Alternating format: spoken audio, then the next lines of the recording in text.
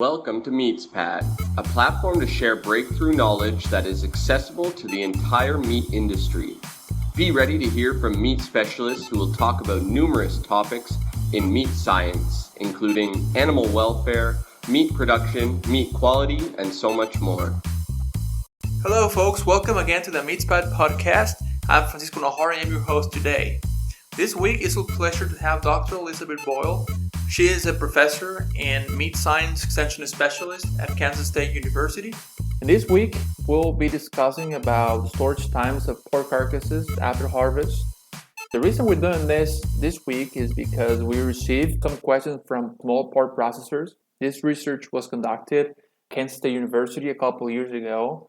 I had the pleasure to help with this project and part of my master's thesis. In addition, this research has been published in the Journal of Meat Muscle Biology. I'll be copying the link on the description of the podcast. But welcome, Dr. Boyle. Thank you for being here today. Before we start with this conversation, would you tell us a little bit about your background and some of your roles at K-State? Sure. Thank you, Francisco. I've been at K-State for over 25 years as an extension meat science specialist. And in that role, I work with processors across the state with questions they have related to meats and meat science. Those questions could be associated with food safety, shelf life, quality attributes, safety attributes of products. I work a lot with companies with respect to HACCP and HACCP deviations, HACCP training associated with good manufacturing practices and sanitation practices, work with processors on nutrition labeling. So really, this position is dedicated to providing a resource to the meat industry to help them with technical questions that they may encounter. Thank you, Dr. Boyle, for sharing that. This episode is dedicated to sharing the outcome of this research. To start this conversation, would you please tell us a little bit about why is this research important to the meat industry? And also, what were some of the objectives of this research? Sure. So this topic came about because there was a question posed by a processor, called me up and asked me if I had any data to support the microbial quality of pork carcasses held for an extended time. Recognize this was a very small plant, and typically in the pork industry, when animals are harvested, they're going to be chilled overnight, fabricated the following day, and they're out the door. That isn't always the case with very small plants, where a carcass may be harvested and the pork carcass may be held for a week or 2 weeks, or possibly up to 3 weeks before the pork is fabricated into parts and pieces and moved further along in the processing chain. So when I started looking at literature to answer the question for this processor, I found there really was very little data at that time available. So it seemed to be a need that needed to be filled in order to help the small processing businesses identify how long can I really hold this pork carcass.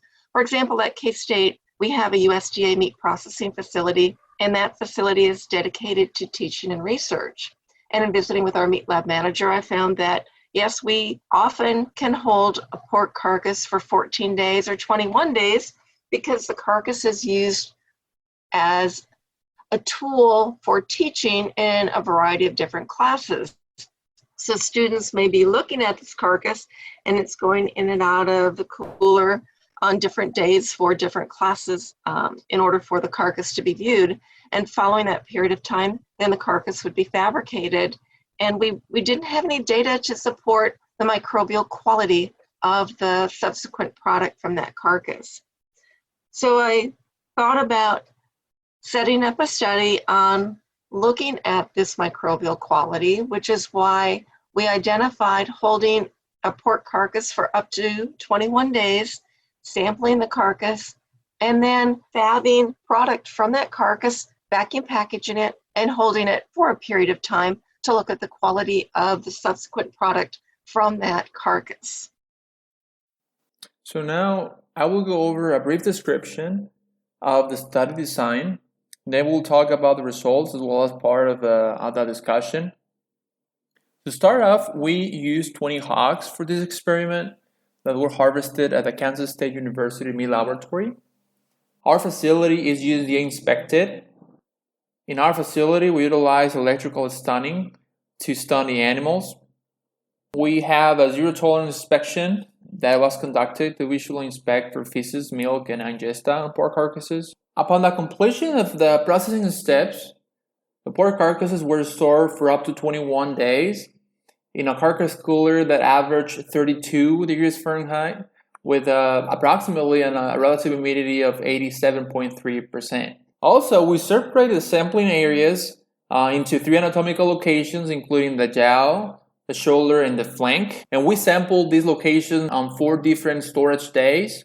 We sampled on day 1, 7, 14, and 21. And we evaluated the samples for aerobic plate counts, anaerobic Bacteriaceae, yeast, and mold populations, as well as pH and moisture content. It's worth mentioning that we look at the overall spoilage microorganisms on the surface of the pork carcasses. We did not look for any pathogens. After the 21-day, the pork carcasses were fabricated. The boston butts were removed from the pork carcasses. Each boston butt from each carcass was cut into 6 1-inch thick pork blade steaks. These blade steaks were vacuum packaged and stored for an additional 35 days. And it's important to mention that we did this because if you think about, okay, if there's people out there, maybe small or medium-sized pork processors, holding carcasses for up to 21 days, the truth of the matter is the likelihood of those subprimals of the steaks or the chops out of that, it's very likely that they're going to store for an additional days after they fabricated those animals. Therefore, the objective of the second phase of this research was, okay, we removed the boston butts out of those carcasses that were hung for 21 days. And now what the shelf life of those? And now we move into the results and discussion portion of this research.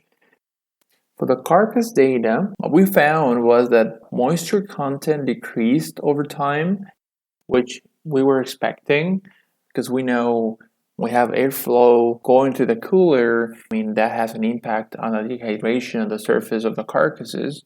So after 21 days, that's something typical. And then talking about pork carcass pH, it remained the same from day 1 to day 14 with a slight decrease on day 21. But overall, the pH ranged from 5.7 to 5.88. And then when we look from a microbiology standpoint, APC counts, which APC stands for aerobic plate counts, which is looking at the whole microorganisms on the surface of the carcass. So here we don't discriminate by pathogens, so just looking at the whole microflora. But here we found that overall, during this 21-day storage time, we found that APC counts remained the same. They didn't change from day 1 to day 21.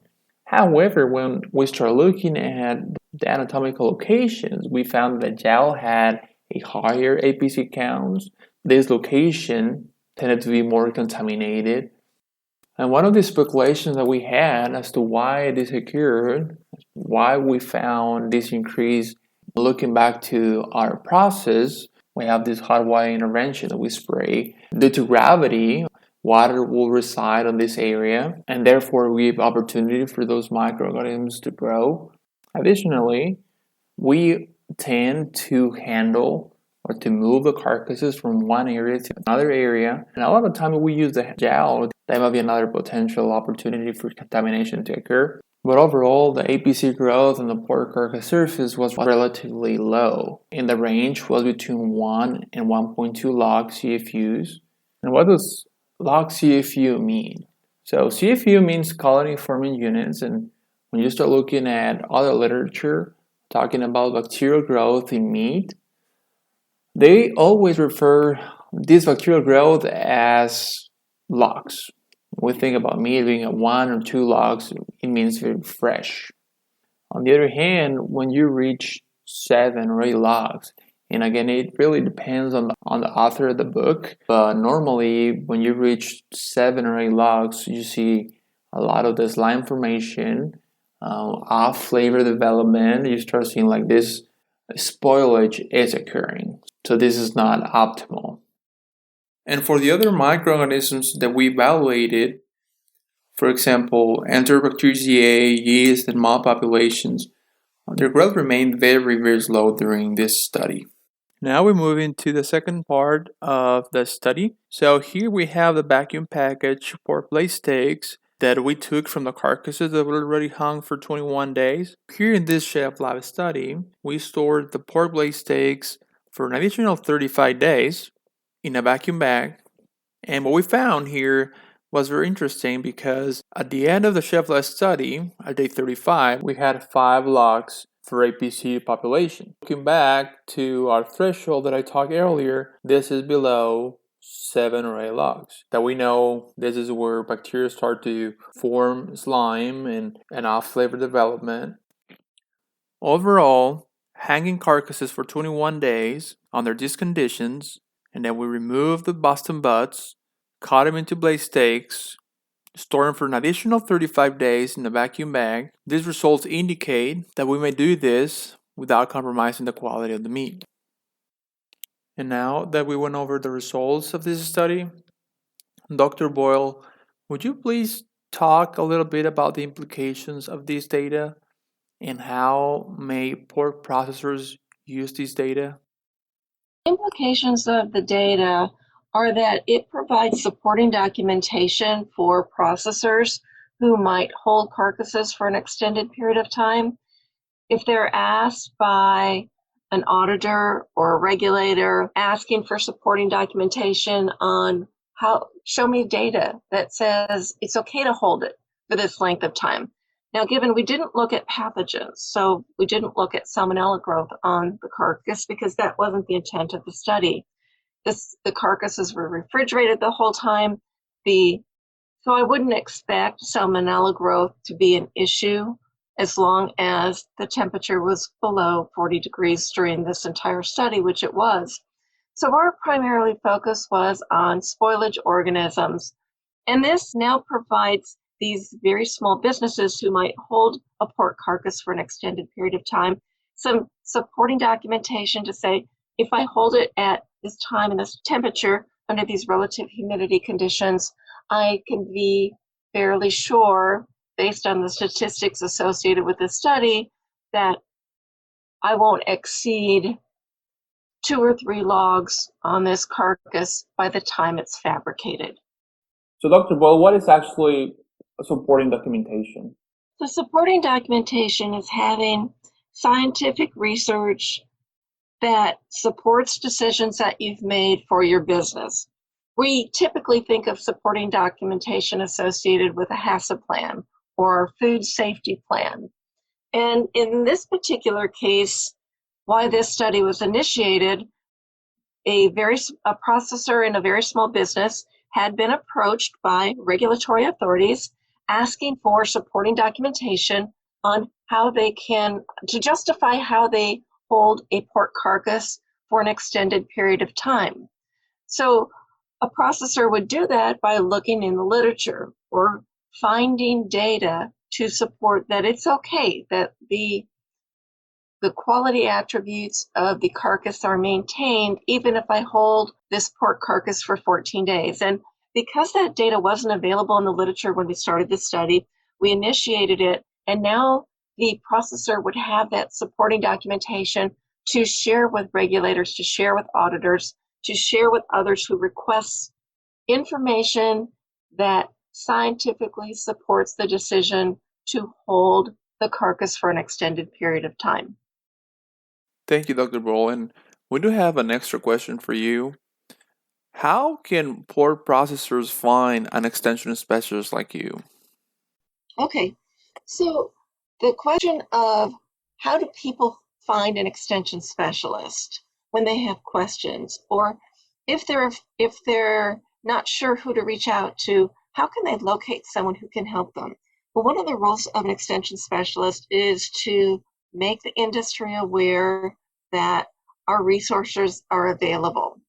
And that could be through one-on-one contacts where the extension specialist, maybe when they first get into their role in their position, reach out to plants, visit plants, work with local trade associations. So, for example, in Kansas, I've developed a close relationship with the Kansas Meat Processors Association, and those processors who are members of the association have become aware that our resources at Kansas State University are available. Having a website that provides information is a useful tool. So if someone starts searching online to answer questions, maybe they run across you through online resources. Developing that personal relationship is really important. And so in my role, I've made it a point over the time that I've been at Kansas State University to interact with the processors through workshops, at meetings, at conventions, at our annual Cured Meats contest, so that they feel comfortable in working with me and can reach out and have really no qualms about picking up the phone and calling a number. Now, for newer processors who may just be entering into the system or into their business and may not be aware of resources, a lot of times they might reach out to their local Department of Agriculture. And that's another resource to use. And when an extension specialist is in their position, they typically develop relationships with the state government so that when people contact, for example, Kansas Department of Agriculture, if it's not a regulatory question, but more a technical type question that the processor needs assistance with, they'll often say, you need to reach out to Dr. Boyle. Here's her phone number, here's her email. Reach out to her, she'll work with you. So there's a lot of different avenues that processors will learn of their resources, and I encourage them to take advantage of all the resources available to them. All right. Thank you, Dr. Boyle, for being here today. It's a pleasure to have you. Thank you a lot. Oh, thank you. I enjoyed visiting with you, Francisco. Thank you, folks, for listening to the MeatsPad podcast. With this, we end episode number 4. For the following episodes, be ready because we will have a special guest who will discuss about many hot topics, including things to consider when expanding our slaughter capacity. We'll also talk about the importance of the quality in terms of freshness when we procure meat, especially when doing further processing. We'll also talk about meat color and packaging and a lot more. Now, you can go online and subscribe at our website, www.meatspad.com, and you will receive free ebooks containing valuable information about our podcast. Thank you very much, and we will see you on the next episode.